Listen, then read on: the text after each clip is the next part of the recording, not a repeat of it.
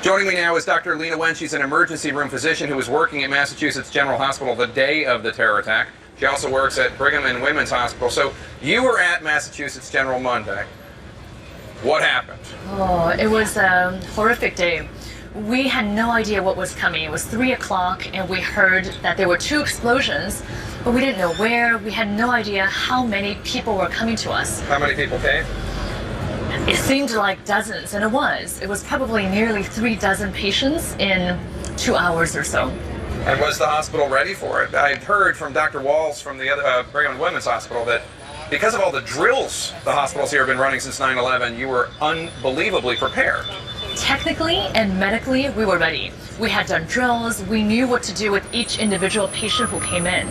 But I've never seen trauma like this before.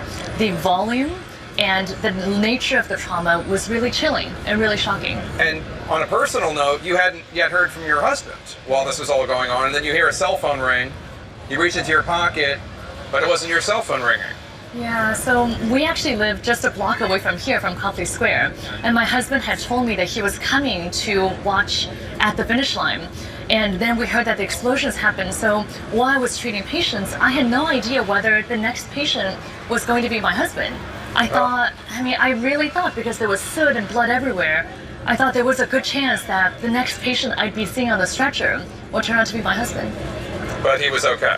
He ended up being unharmed, but I couldn't reach him for hours because of phone lines being full and all these things. So one of the things that Dr. Walls told me is that he talked to his protege who works in Colorado and dealt with the Aurora shootings.